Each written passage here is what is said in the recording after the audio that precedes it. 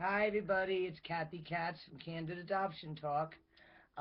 Like I said, I want to start the story of my personal search for my birth family and my reunions and everything else that I've done. Um, God, since this all began. I had originally recorded this on YouTube, and then for some reason, I don't know, it just disappeared. It was probably my own fault. I was probably trying to get it into a file. I wasn't that familiar with a lot of things like I am now, so hopefully this will all be saved. So anyway, again, I'm Kathy Katz of Candid Adoption Talk. You could find me on Facebook at Kathy Katz or Candid Adoption Talk Kathy or Cat's Corner. You can find me under all three of them. I'm going to be doing, I also host Blog Talk Radio every Saturday morning at 10 a.m. Candid Adoption Talk Kathy is a separate page just all people that are adopted, birth mothers, birth fathers, people that have adopted. Um, I try to assist people just by keeping the page open and people can put down all their information. If you're ever interested in coming on Blog Talk Radio, to do the 411 on your info, hook up with me and we'll set you up. But again, this is going to be called Kathy Katz Candid Adoption Talk, my personal story. And it's going to go through from beginning to end, from the day I was told I was adopted, how I felt when I was told, when I was a teenager, when my mother told me I had a sister as a teenager. Oh, then when my search began, I'm going to go through each and every single one of my experiences with each and every single one of my brothers and sisters, my birth mother. Um, I never had the chance on meeting my birth father, but we'll get to that when that part comes. So I'm going to dive right into this right now, and I'm just going to give you a quick synopsis. I was 8 years old at the time when I was told I was adopted. I can honestly say I never really felt any different in my family. I never felt like I was adopted. I never felt like I didn't belong. I never felt like I didn't look like anybody. I always felt like everything was, normal, so to speak, whatever normal is. But I've never felt like out of place in my own family. And I know a lot of people, they say that they feel that way, and maybe I'm just one of the lucky ones. I'm sorry, I'm just readjusting the camera. But maybe I was one of the lucky ones because, that was never something that, played havoc with me as a child. I remember I was outside on the front lawn. I lived in Manhasset at the time in a place called Flower Hill. I lived at 46 Mason Drive, Manhasset, Long Island, New York. It was one of my favorite houses I remember as a kid. It was a little colonial, and I was able to climb out of my window onto my roof. And one of my best friends lived across the street, and I went to private school at the time. I went to Buckley Country Day School, which is located out in the tip of Roslyn. Um, and we had to wear the uniforms and everything. I mean, we even started French in third grade. But regardless, I'm just trying to give you a little generalization of my life. My mother was into real estate, and we bought and sold a lot of houses. I guess she was one of the first flippers. So she had made the decision to keep me in private school, so I never really had to start, learning meeting new friends and learning, how to get to school and walking and, new neighborhoods and everything. And I appreciate that because we could move on a Monday, and then Tuesday I was right back in my regular class. So that was a real good thing that she did for me because I know that's hard for a lot of teenagers and young kids when they have to start school again. But like I said, I was about 8 years old. I was outside. I think I was playing Barbies under my little favorite tree in the front yard. My mom called me in, and every time she used to say, Catherine, I always knew I was in trouble, just that word, Catherine, because everybody calls me Kathy, cat, or Kathy. So back then it was Catherine. So I said, oh boy, madam, what did I do now? So I went in the house. My mother sat me at the kitchen table. Then I knew for sure I was in definite danger that I did something because everything that was important always took around that kitchen table. And she sat me down and she explained a general synopsis of what the birds and the bees were, how babies were born. And I don't think it was 2 years later I got that story. She was trying to be as delicate as possible, but God rest her soul. And I remember my father came in the room and he just bolted. He wanted no part of it. He was like, "Oh boy." So then, when it came time to tell me I was adopted, of course he came back in, and obviously it was a Sunday because that's the only day my both parents were home. They both worked, and I don't remember being like anything, feeling quite strange about it or anything. It never really, it was like, okay, I'm adopted. Maybe I didn't grab the concept, that I had other parents or real parents or birth parents, and they were my adopted parents. And as far as I knew, they were my mom and my dad. And this was our house, and this was our table, and this was our kitchen, and there was my bedroom, and here was my cat Tepper, and there was our street, Mason Drive, so it was all ours, the whole world was ours. I never saw anything different, in being adopted. That's an honest statement. Until we were in our class. I remember we were sitting around a table, and we had little round tables, so our class used to consist of about maybe, I don't know, 20 kids at tops, in private school. So we sit into four little tables, five at a table, and do our little projects or whatever. And I really forget what the topic was that particular day, about what we were all talking about while we were doing, I don't know, collages or making ashtrays or whatever the heck we were making. And we went around the table something, and then when it got to my turn, I just remember saying, "Oh, I'm adopted." And I remember this girl, Debbie Passerini. She was like sitting right across the table from me, and she's like, "Oh my God, I feel so sorry for you." And that right then and there was the first time I ever felt like ashamed, different, when adoption really hit me, because then I saw that somebody else, one of my peers that I went to school with, and I guess maybe by this time, maybe I was 9 or 10, so that'd be the fourth and the fifth grade. Um, I actually felt like I was different. Something was up, something wasn't right. And I came home from school, and I remember I just wasn't like in that really great mood. And then I started noticing differences in my mom. When we would have like we had in our private school, Mother's Day and Father's Day. I don't know if any of the public schools ever had that, but where your parent would come to school for that particular day and go to class and hang out with you all day long.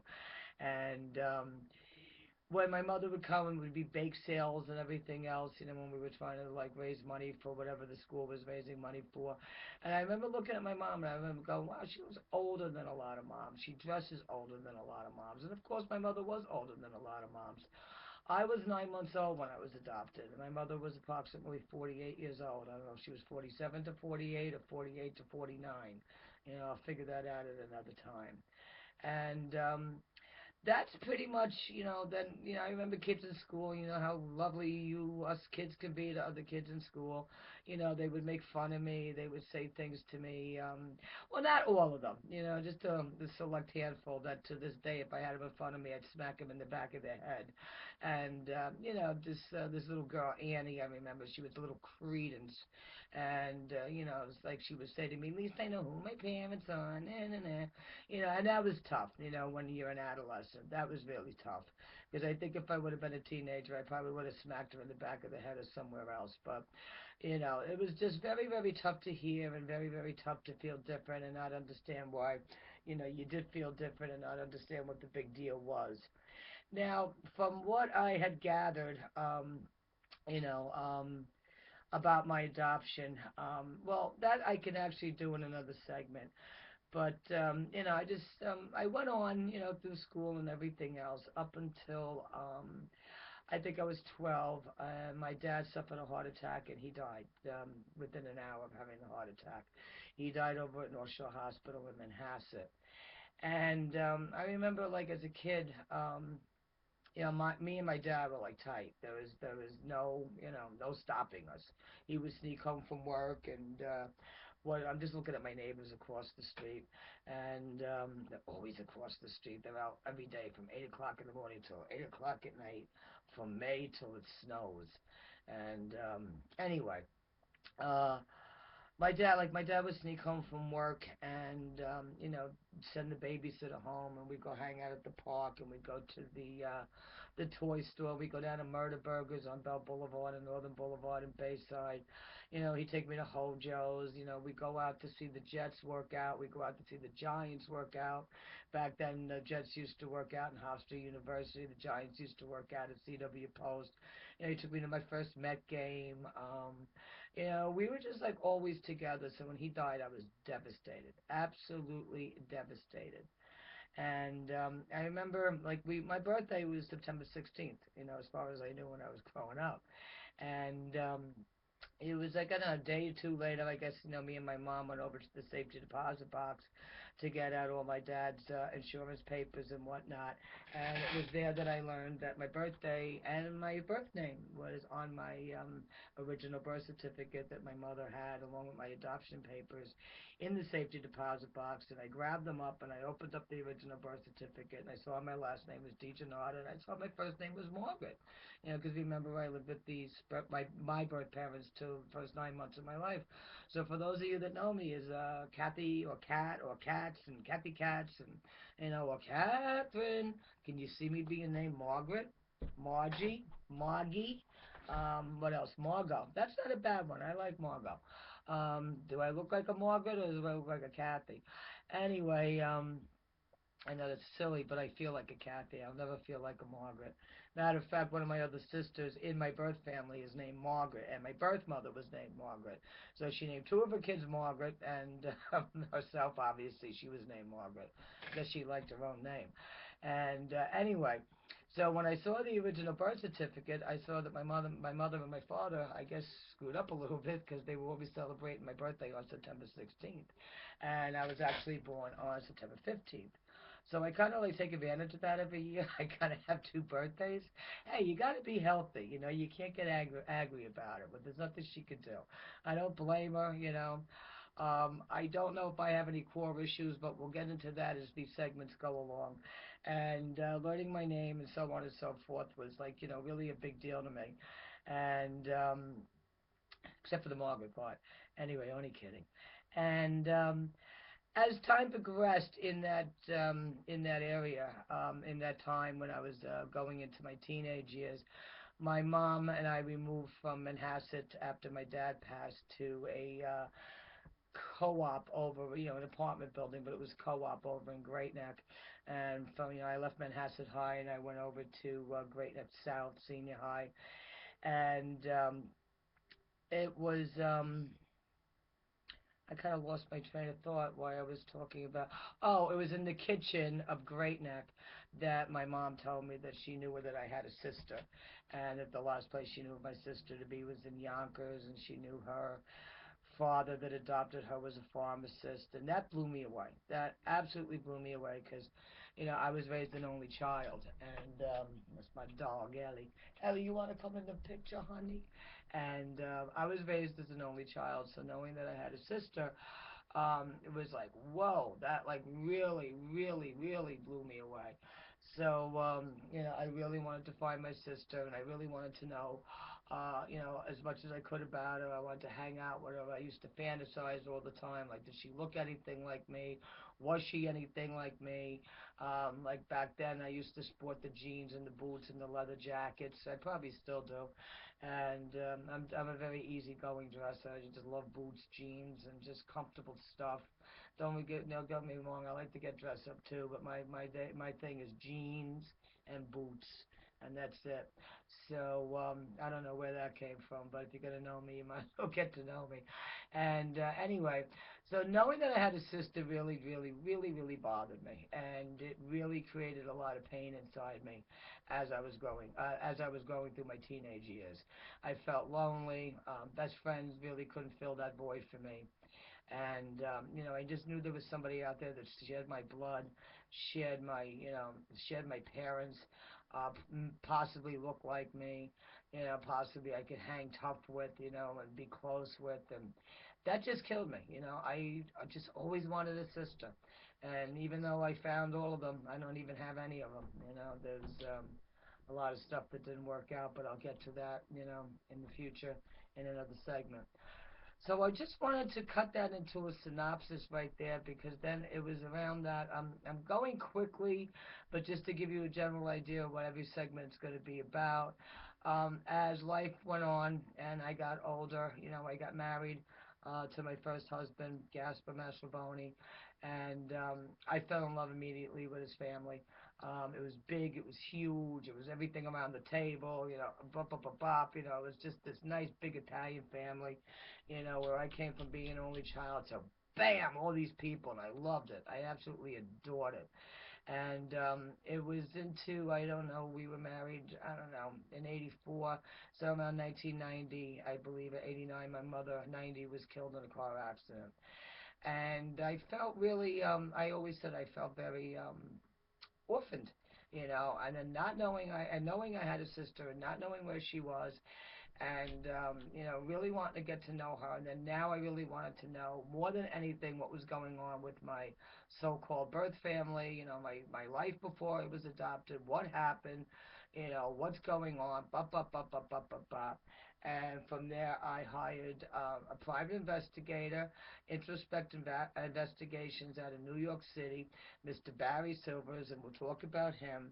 And from there, I started the process of locating my birth family. And from what went from being one sister, I learned I was one of 12. I met my birth mother, didn't have the chance to meet my birth father. Well, that's another story in itself. Met all my birth aunts, and I met all my brothers and sisters except for one. There's one that's still among the missing. Can't locate her. It's a girl. Her name was Dawn at the time of her birth, but it could have been very easily female on the birth certificate, but I'll get all into that.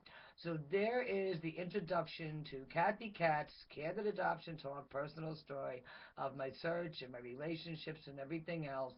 And I'm going to take it real slow, and because I really want this to help somebody. This is I know in today's technology, I mean, I started a group called Candid Adoption Talk back in 91, 92.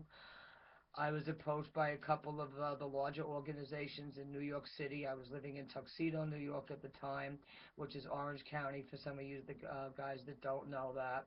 That's right by West Point, Bear Mountain in that area.